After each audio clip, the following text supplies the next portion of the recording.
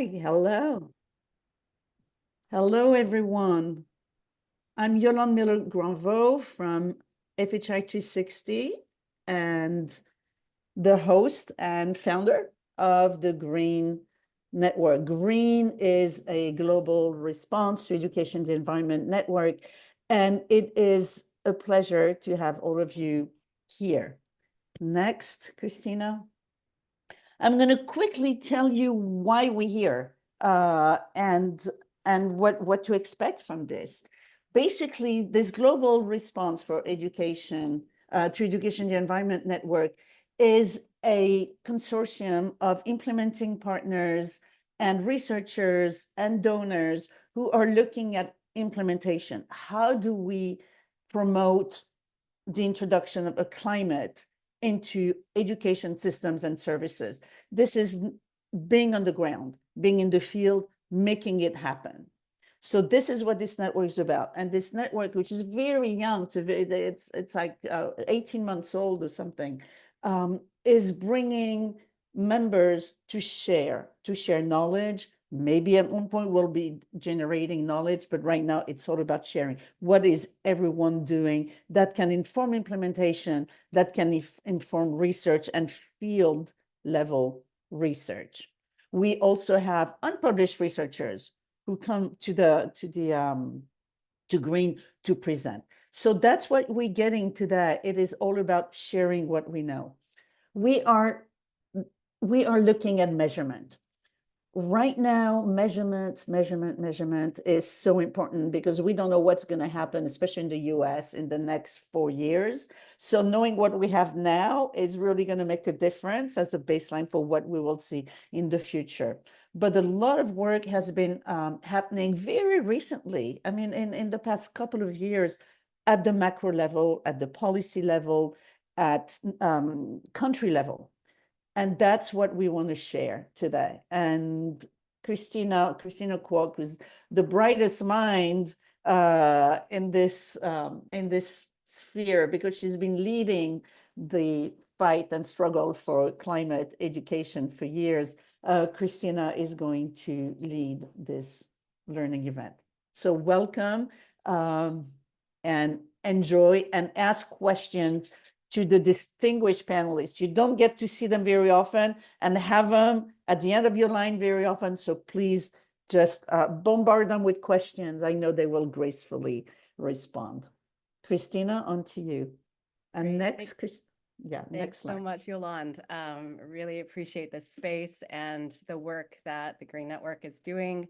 My name is Christina Kwauk, and I am the Research Director at Unbounded Associates.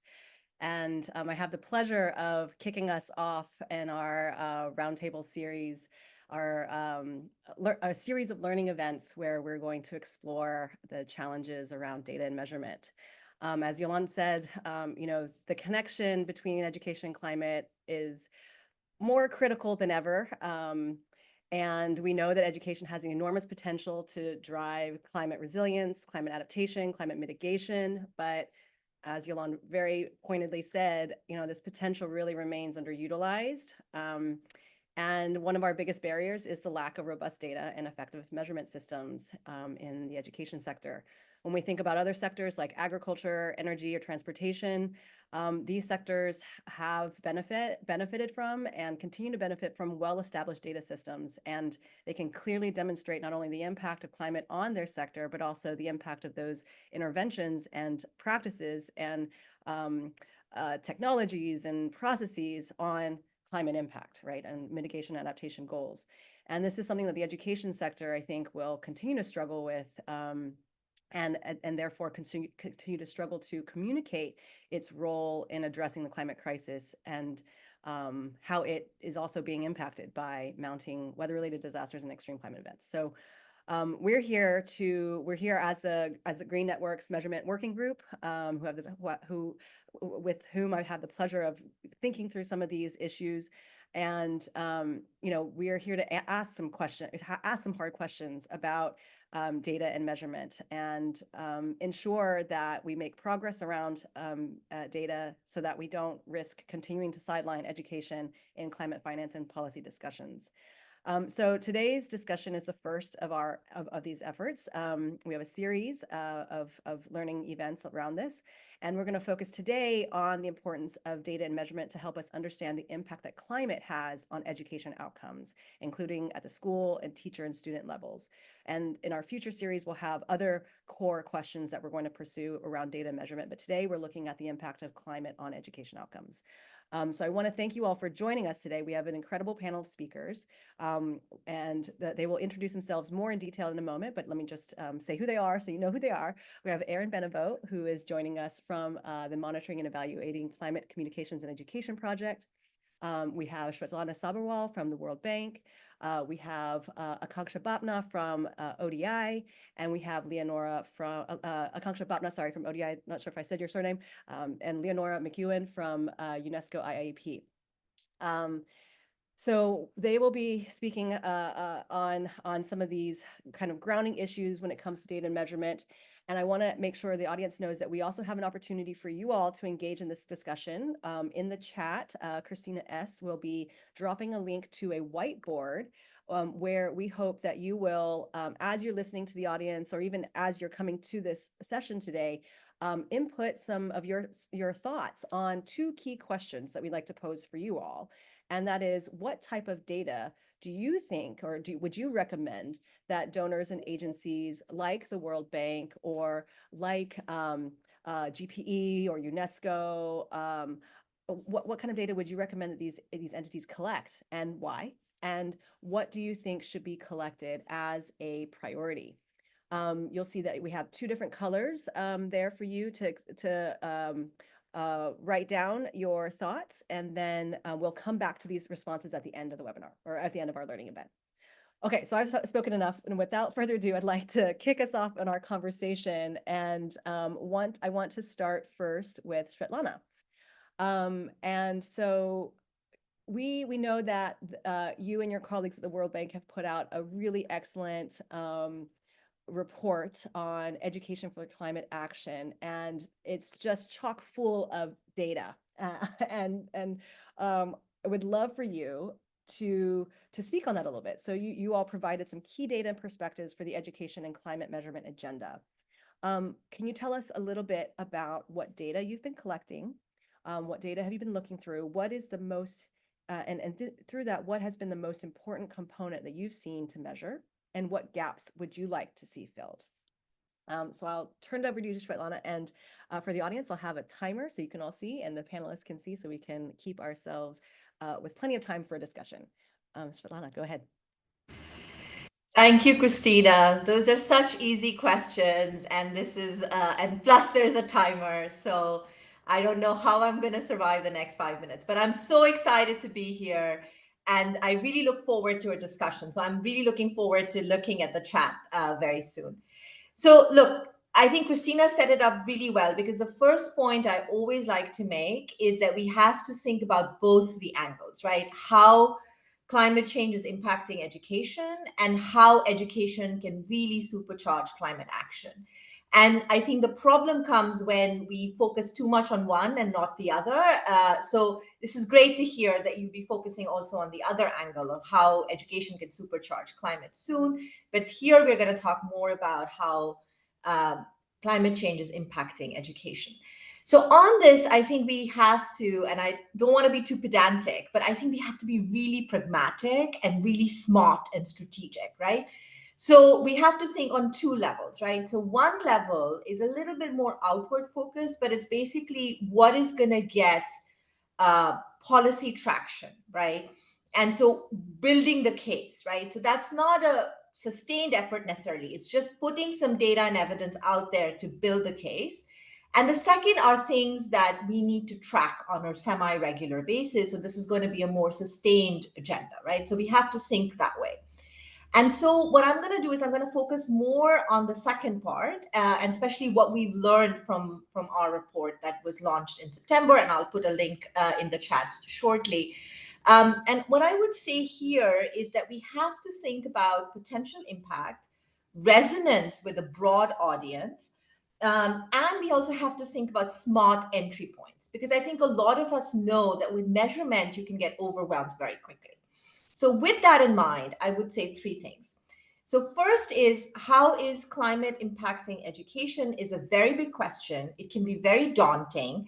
Data is very scarce. And the worst thing is we can get into methodological battles very quickly. So we saw this. We were trying to estimate, get a global number for the impact of heat on learning. And we got bashed by climate experts on the one hand and learning experts on the other hand, and wet bulb temperature and a day of the exam versus cumulative impact. So, it just got very wild very quickly. So my biggest suggestion, what we learned was focusing on school closures instead was a really, really smart thing. So we focused on school closures. We established that in the last 2.5 years, more than 400 million students have been impacted by school closures. And that resonated in a big way with the large public, and people were able to see that in low income countries, students lost 18 days of instruction in a year. So that they got it because of COVID. So we are now expanding that. We are creating an instrument called Education Vulnerability to Climate, EVAC, and it's going to expand this, but taking an incremental approach and starting with school closures was really great. The second thing that we did was, in order to build it, so this needs to be tracked, and we think countries can track it. Nobody's tracking how often schools are closing because of climate.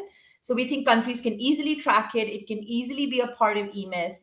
And this is something that will bring everybody together. So we are making this effort at the World Bank, and we would love to hear everybody's response to that. The second related thing would be on building the case. We think what has worked really, really well is talking to young people and showing the gap between how anxious young people are, how eager they are to work on climate, and how little they know about climate, right? So this is not something that we have to do all the time. But for instance, one of our most striking figures was that in Bangladesh, grade 8 students, 88% really want to work on climate, but only 32% grade 8 students could answer a basic question about greenhouse gases correctly, right? So that gap, I think, again, really captures the imagination and shows how much more can be done. And on this, and this is a little bit not the real topic, but the green skill agenda also, we saw that, we had a lot new data, and we were again able to demonstrate that there is a lot countries are doing on green transition, including in the economy. But students have no idea which sectors are demanding green jobs, what skills they need for green jobs. They have this idea that the only green jobs are in energy sector, that they need STEM skills. None of this is true. So, bridging that gap can make a huge difference. And the final thing in my last second is how much climate finance is going to education. We need to track that better. So that's it. I've just finished on time. Thank you. And now I get to ask my question and monitor somebody else's timer, which I'm looking forward to. So Leonora, it's your turn. I know you've been doing a lot of work at the country level. And so I'm really, really curious to hear what you think about the critical gaps. Sometimes the vision from the country level can look a little bit different. So what is it that you think can really drive better climate resilient education policy, planning, and delivery at the country level? So over to you, and let's see that timer.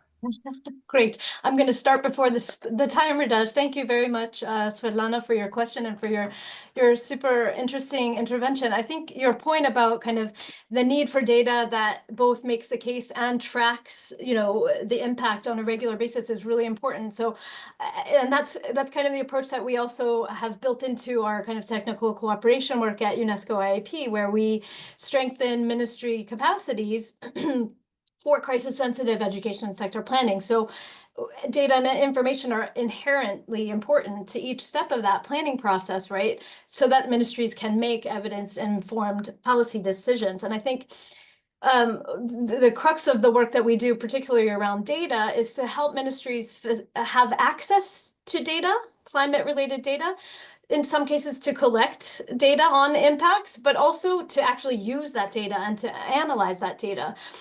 And there's data all over the place. I think we all know there's a plethora of data, both within the education management information systems, but also data that's outside of the education sector. And both of those sources are really rich and need to be kind of triangulated and used. So, you know, in the technical support that we engaged with, we need to look at data from Ministry of Environment, Natural Resources. Also, a lot of times the meteorological departments have data that is useful. Ministries or national authorities for disaster risk management or relief also have, you know, in some cases, geodata dashboards that can be tapped into. All of this is helpful for ministries to better understand, you know, the risks that their education system is confronted with. So there's the national data that's external to the education sector. There's also international data. So historical climate data, the Palmer Drought Severity Index, standardized precipitation and evapotranspiration index. There's a plethora of climate data that can be tapped into to demonstrate trends in climate or severe weather events over time.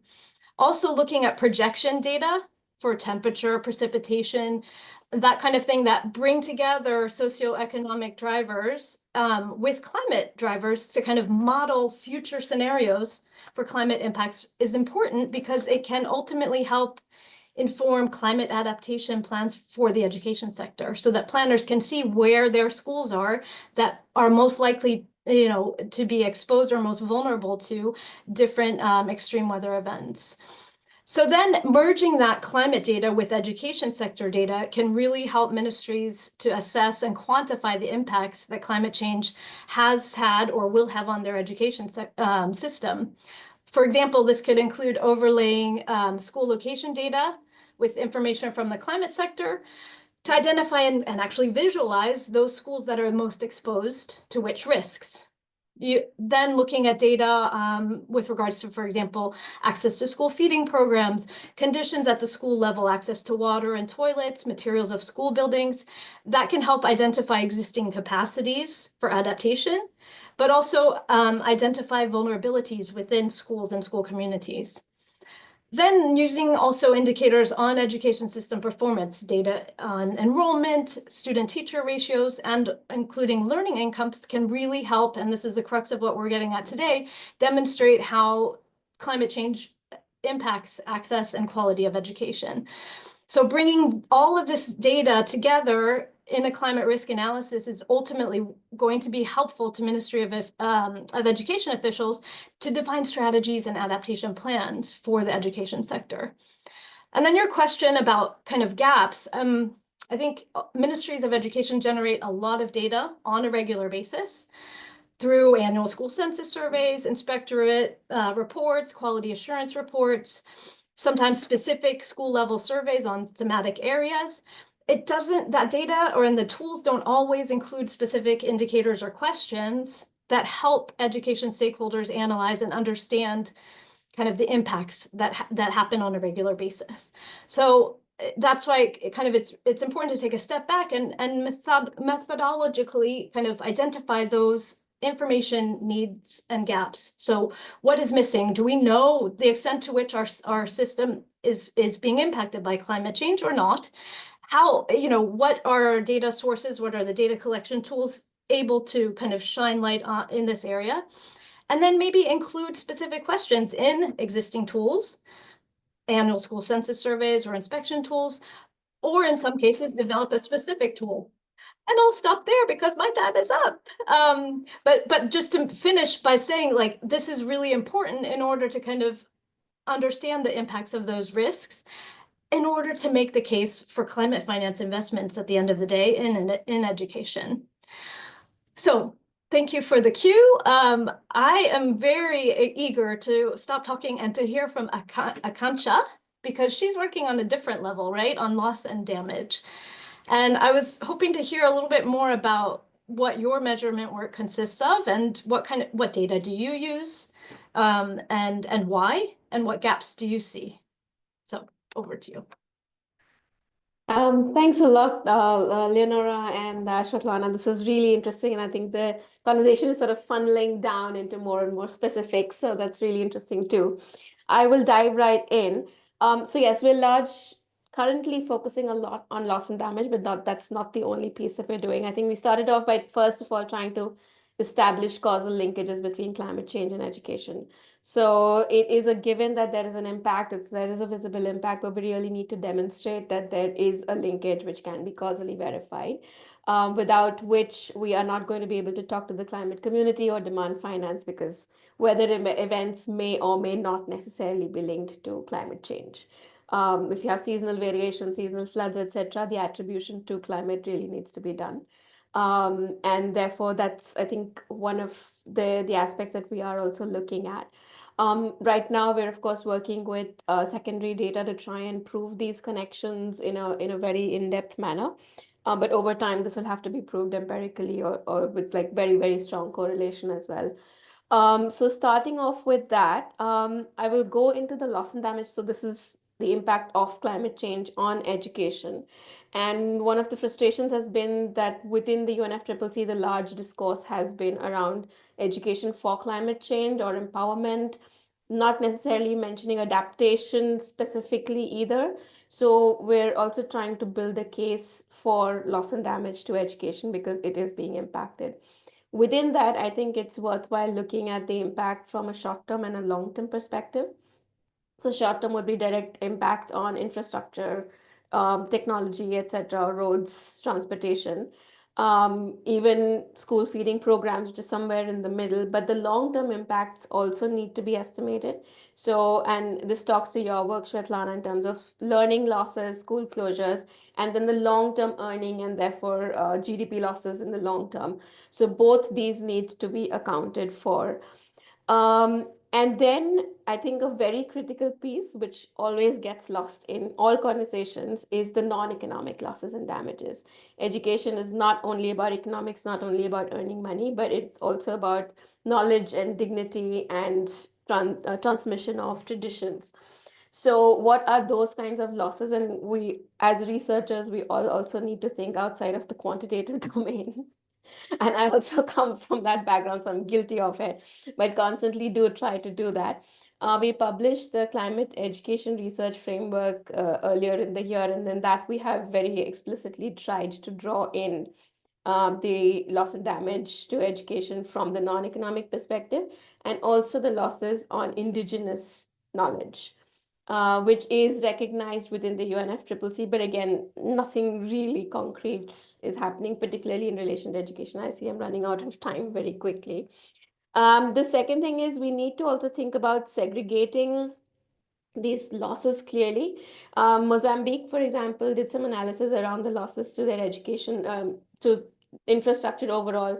They counted for the number of classrooms that were impacted, but then it was all bundled up in terms of infrastructure losses. So understanding sector-wise losses is also very, very important for us to try and think about finance. And I think within that, we need to be very clear, particularly if there is some demand for climate finance, to think about whether we're looking at the loss and damage or adaptation angle of things. So being able to segregate that very clearly. And I think I would like to end with, making a case for attribution and linking education data to climate data.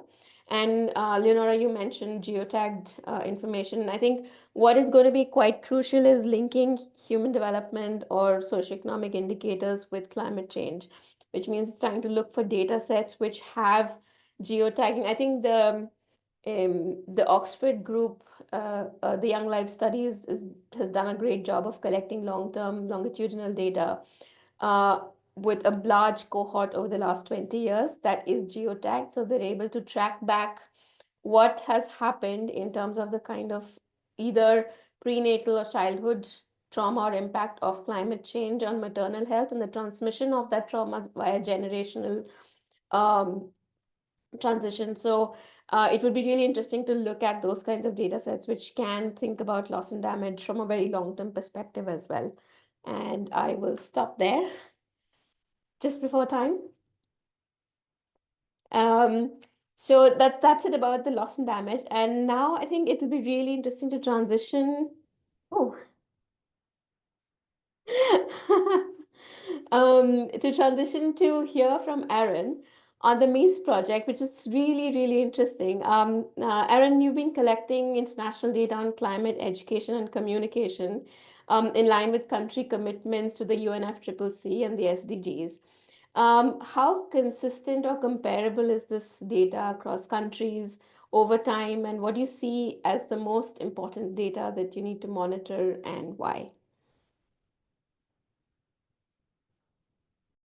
Thanks so much for these questions, really important questions, and I'm delighted to be here.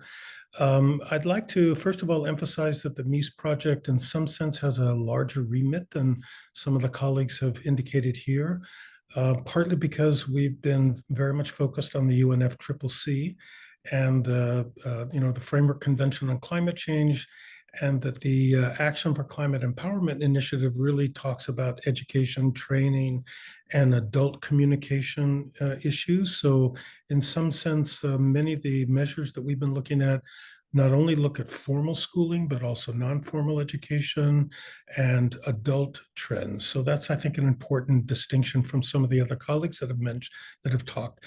The other point is that in some sense, the MEAS project has been less focused on the causal linkages and mainly trying to fill the gap of the various kinds of innovative measures around the quantity and quality of climate communication and education, what I refer to as CCE, which means that one of the most important things is that we wish to contribute to intergovernmental negotiations and ministries. So most of our data is really focused on the national level, and all the indicators that we provide, I put the website in the chat box, are really national level indicators. It's important to keep in mind that there are many different levels. Trying to find reliable and valid information at the national level is no easy ask. We used a series of explicit criteria that we went through, like literally 150, 175 different data sources before we selected those data sources that we thought as being most prominent. The criteria had to do with reliability and validity. Which countries and how many countries are being covered? Is the data disaggregate? Can you disaggregate it at some level? Is it useful for the target audiences? And in fact, can the data be tracked? Is it being tracked, or can it be tracked over time? The other two important aspects of the MEAS project, which are really caked in or built into the work that we do, is that we really work with a wide array of partners both in the data collection and the analysis. We could not be producing the indicators we have on our own. So it's really been reaching out to different people and getting, they're working together with them. And we also have a lot of experts that we consider to be partners in the MEAS project that go over our decisions, that comment critically on decisions we've made. And I think this is a very important aspect too. Certainly, the overtime data is really important. I think of the 14 global indicators that we currently have on the website, maybe a third of them have some overtime dimension, which allows us to look at changes over time.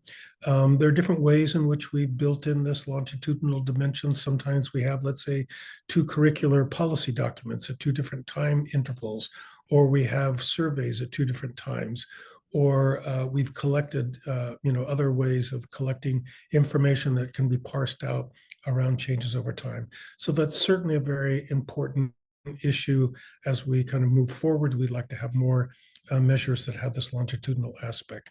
In terms of what's sort of the most important data that we think can be monitored, it's a difficult question to answer, partly because in my view, it really depends on the user or the user group that you're targeting. And, we, as I've indicated, are focused on focal points who work in the area of the ACE program and other national level indicators. But, we're also interested in serving civil society groups. We've been working with library associations. We've been really trying to reach out to a lot of different target audiences. So in our sense, the array of data that we're able to provide is meant to serve different target audiences who have different needs, and partly that's the justification. In the last year, we've spent a lot more time focused on building a greening education indicator, which brings together a lot of our data at the primary and secondary level. And we have proposed to the folks that oversee issues around the monitoring of Target 4.7 and 13.3, a greening education indicator, which is being embraced. Ideally, there are many different areas that we would like to see additional data, things to do with learning outcomes, which is a real challenge, as all of us would agree. But especially, I would also like to see a lot more data on adult learners, on non-formal education, on professional development opportunities in large companies, and also other aspects of, especially about youth protests, the use of social media by young people. In some, I think that we need many additional indicators on both the quantity and quality of climate communication and education that serve multiple target audiences. And then we can begin to look at some of the causal relationships that people have mentioned. Sorry to go a little bit over time. No worries at all. You all did wonderful. And I am just floored by the insights that each of you has brought in just 5 minutes. I feel like we could have a conversation on this for hours. And I think I'm really glad that we have a series set up with this discussion, but just even drilling down into the issues that you all have raised today, I feel like could just be a series on its own. I mean, you all raised issues not only about the strategic and the practical sort of agenda around data and measurement that I think is really important for us to key in on.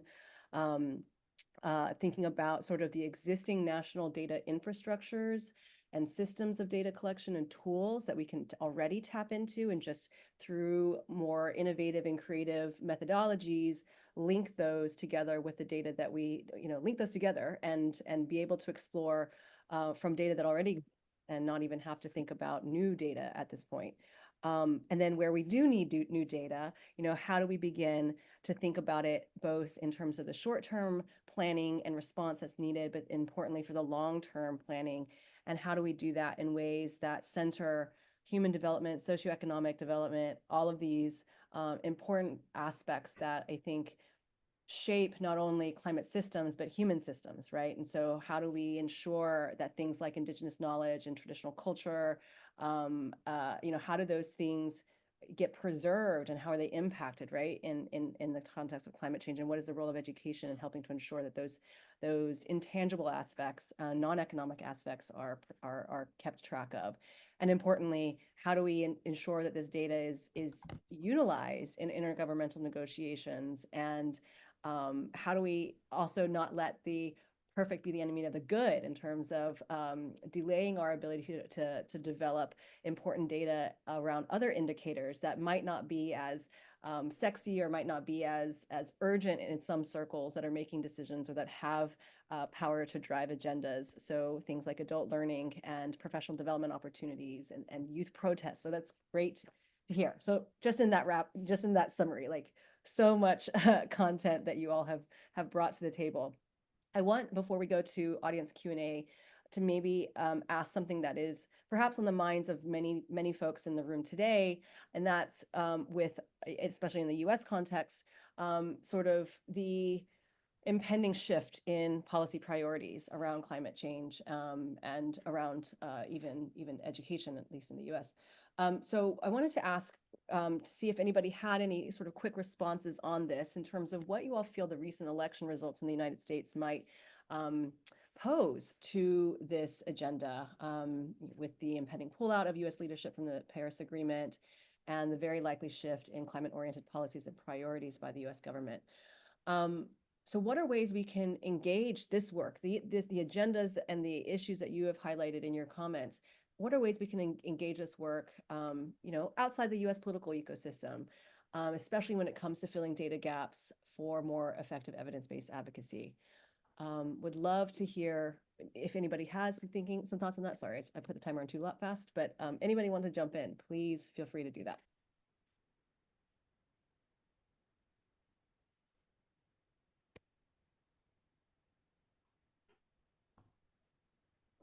I think, I mean, I'm not, I'm not going to comment on obviously the politics of it all, but I think one thing that I have noticed resonates a lot with decision makers is a more solution oriented framing. So my sense has been that, the more we can bring evidence, not just of the possible impacts and the negative impacts it's having and all of that. I mean, that's important and should be done. But to some extent, I also think there is just a fatigue, like even to this, like, GDP numbers, health sector, education sector, we keep putting out these, 21 trillion, $35 trillion impact on GDPs. I mean, people just have started to tune it out. And sometimes when numbers are this big, they just don't resonate. And also people are fatigued in the sense that if a policymaker has to decide where to put the marginal dollar, they would want to know more about possible impact. Can this be solved? Can I do something? Is this in my locus of control? So I think alongside all of this work on advocacy, we have to bring in solutions that work. And so this like on the ground movement of all these actors that are working on it, doing some impact evaluations, doing some rigorous estimations of things that show impact, I think will be very strong and much, much more important than ever before. I'd maybe add two other, I'd maybe add two other points. One of them has to do with shifts that occur in the US, and the other is shifts that might occur on the international ecosystem. So, keep in mind that certainly with respect to formal education, but even non-formal, much of the critical educational policy decisions are made at state levels. And so decisions that Trump might make might have only a marginal impact, apart from, let's say, polarizing attitudes around some of these issues. But certainly state level officials can move independent of the federal government, and that's been part of the history of the US. And at least from an international perspective, the US, for example, in the Mies project is one of 200 cases. So the fact that, obviously a very important case, I'm not trying to minimize how important it is, but nevertheless, the empirical evidence, and I think that's the point that Svetlana is also making, developing more robust indicators, parsing out some of the nuanced causal mechanisms or associations or relationships can go forward, even if, let's say, the US is no longer contributing information, to the international perspective. So, I don't see it affecting our work necessarily in any dramatic way. We're going to move forward, regardless of who happens to be in the White House, as it were. Thanks so much. Yes, I really hope that that is the case, especially when we see the agencies that are being threatened that do collect the important information, and perhaps others can step in to make sure that those important data sources and databases are protected. Other thoughts on that as well? Maybe just quickly also kind of building a little bit on what Erin was saying, because I think, and on the existing programs and initiatives for education sector development writ large. As Erin was saying, states have the autonomy to act, and we see it in our work with national governments. They are more than aware of the impacts that climate change has on the education system. And they've expressed the need on a regular basis to be more prepared and more equipped, kind of to put in place measures to prevent those negative impacts and to kind of adapt to climate change. So I think, to some extent, as Erin was saying, I think continuing in our role to support national authorities and their partners really to generate and to use that climate data and to better understand that impact, I think is really important. So. Thank you. Yes, yes, exactly.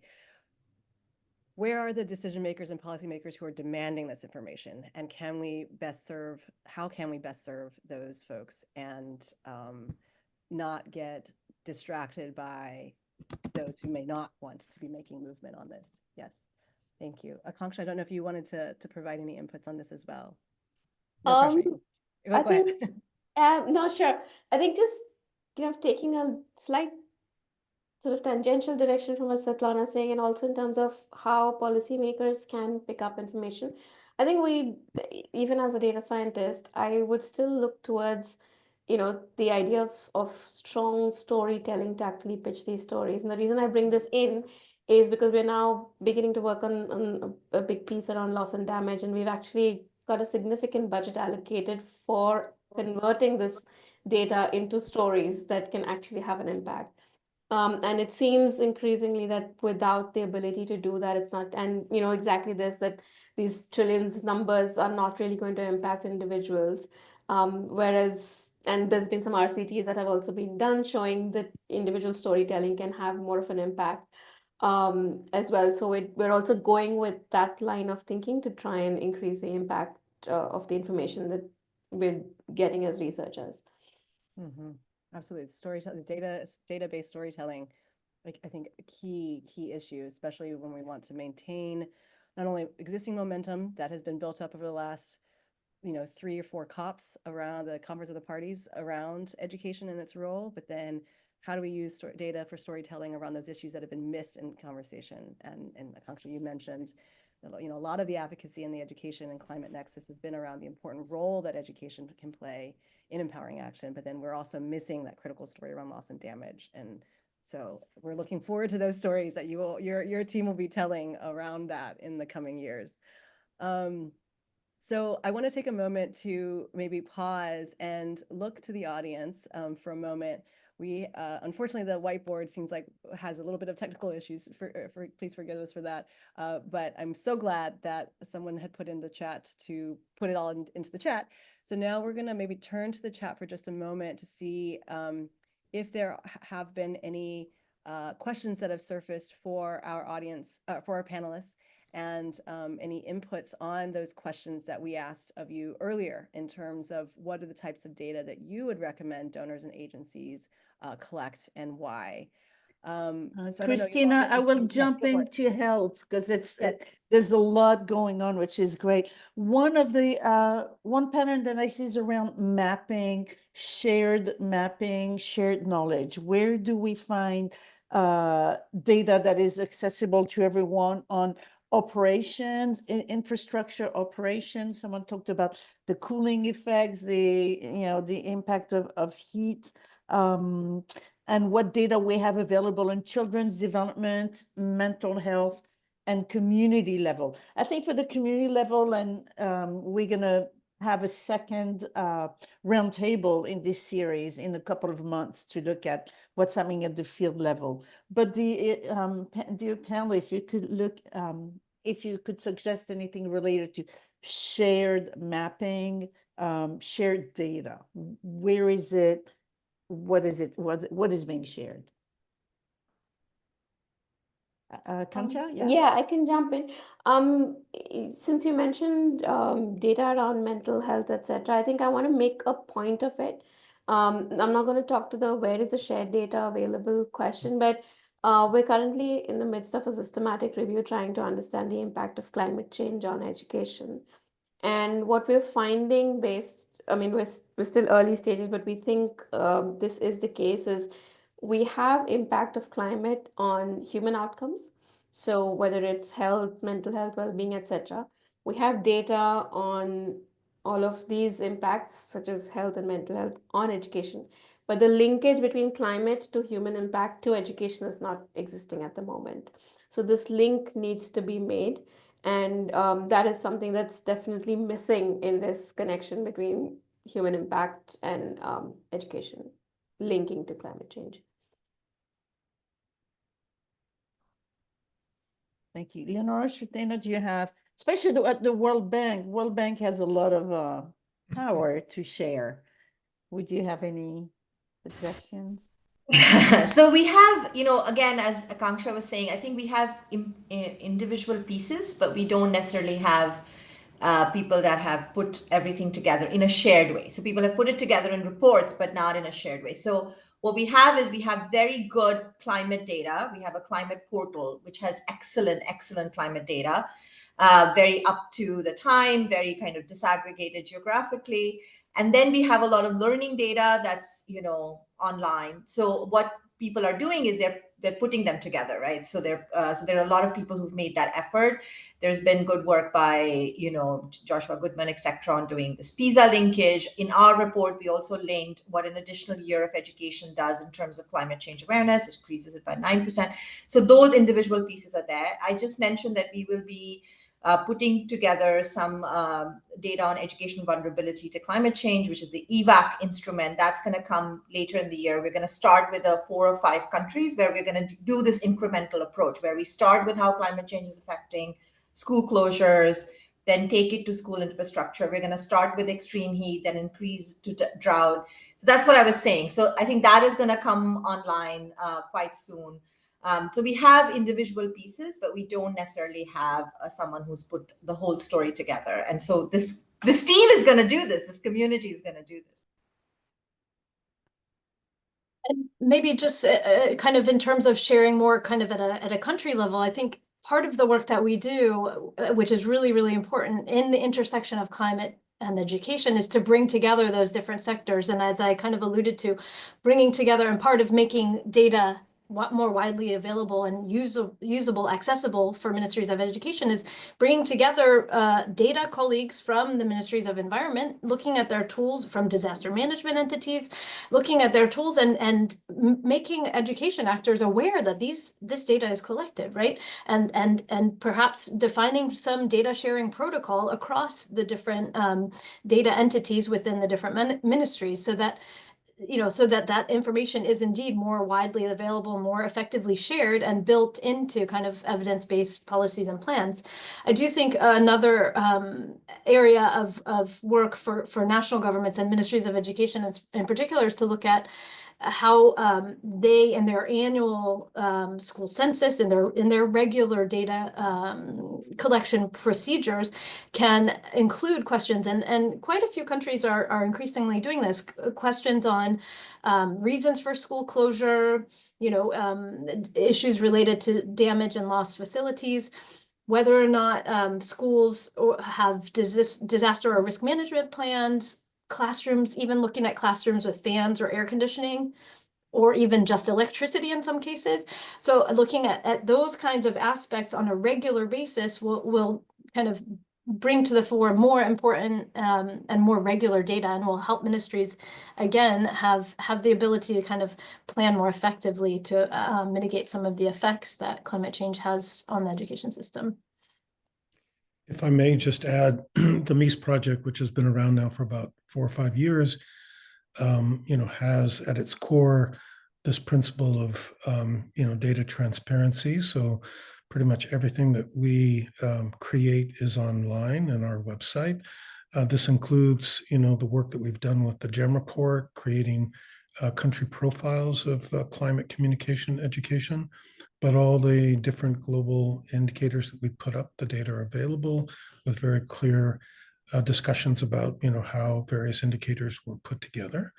And our website, we've also provided opportunities for individuals, wherever they may be, young and old, more or less experienced, to explore relationships with other, types of national level data, various kinds of ways that we use both what we call non-CCE data in addition to our variables. So a lot of explorations can be put forward.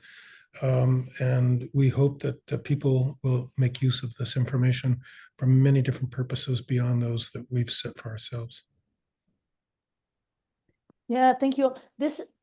So reaching out to other sectors that have an influence on education sector is complex and difficult. And in the chat, Sandra and Priya and Lisa, a number of audience members are talking about behavior change, the socio-ecological model, Shankar, you talk about the indigenous knowledge, mental health issues. How do we, in education, we're notorious for just focusing on learning outcomes and always very timid or whatever it is, about focusing on mental health, behavior, and so on and so forth. And certainly measuring it tends to be part of the health sector where there are more resources to measure that. What do you see happening at the measurement level, or should it be measured within the education sector? Mental health, the socio-ecological model, the anxiety? What do you think? It's a broad question. Maybe I'll start with Kancha, because you talked about indigenous knowledge and non-quantitative methods as well. So you may have insights. Yeah, and I'll switch back to quantitative. And actually, one of the reasons that I did get involved with the climate space, I have a very long background working in education. The reason I did get involved is because I've spent a lot of time measuring socio-emotional skills, and the direct link to climate was resilience. So we've designed a lot of measuring tools for creativity, empathy, critical thinking, executive function, and resilience has always been part of those measurements in some way or another. There have been some organizations we worked with whose core content has been delivering resilience. So even understanding the nuances of how that is understood in different contexts, in some places, particularly in adverse contexts, resistance is considered as resilience. So we've really gone into the nuances of what these mean, and it's definitely something that can then be converted to a quantitative measure. There have been, I think about 10 years ago, there was the whole push for 21st century skills, and there were all these frameworks, and then there's a whole taxonomy project which has linked all of these frameworks together as well. But given the complexities of education and then with the pandemic, I think focus has shifted a lot and we've gone back to basics. So I think one of my reasons for entering the space was also to bring that conversation back into education.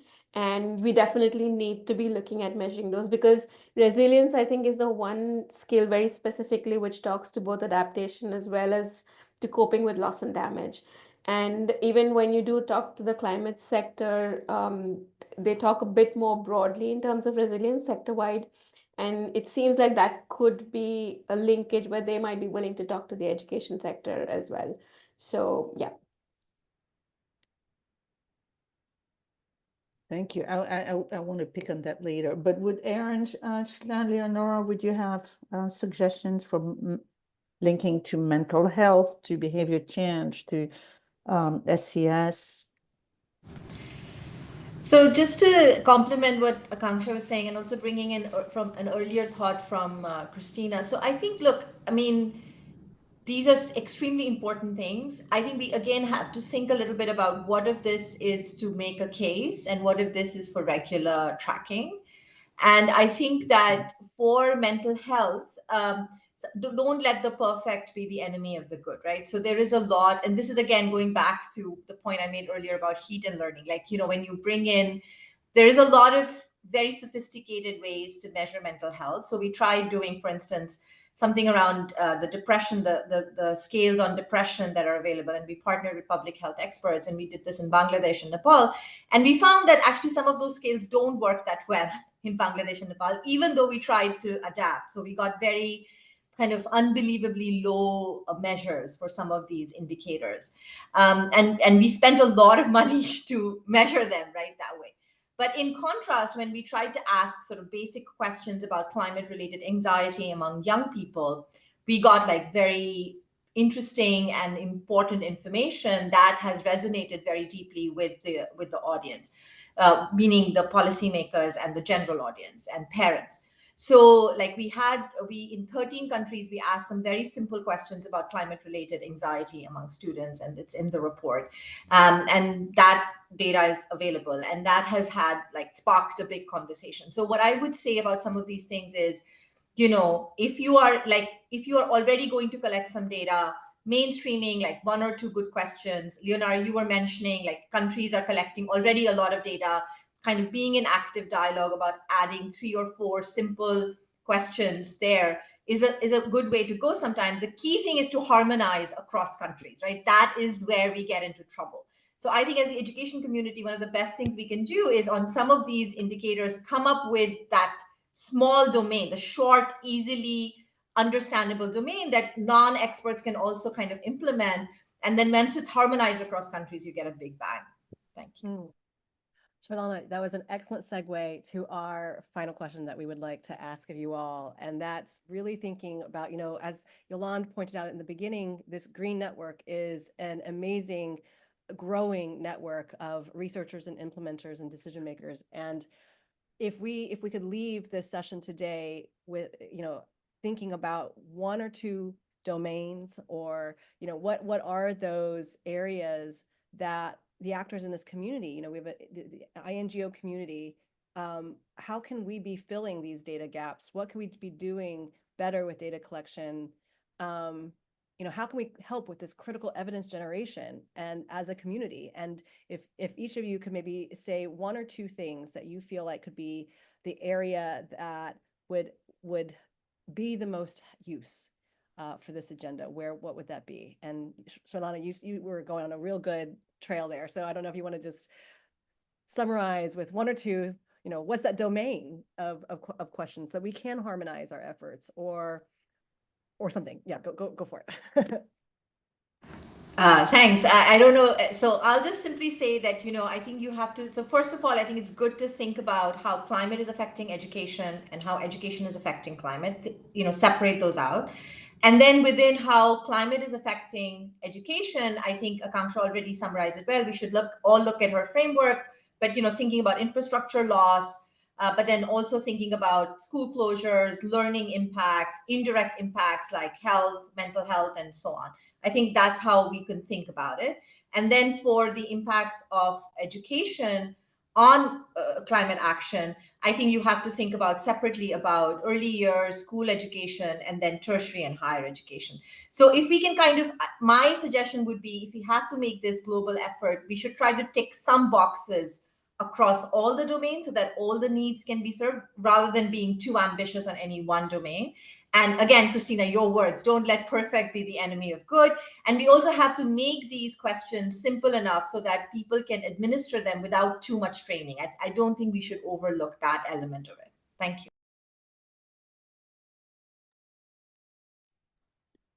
Anybody else? Akanksha, Erin, Leonora, last words on this? Yeah, I would just say that, you know, we're trying to build a repository of curricular documents that can be analyzed in many different directions. And we think that this could be one of the ways that we supplement the kind of data that, let's say, countries are collecting EMIS data or other types of data.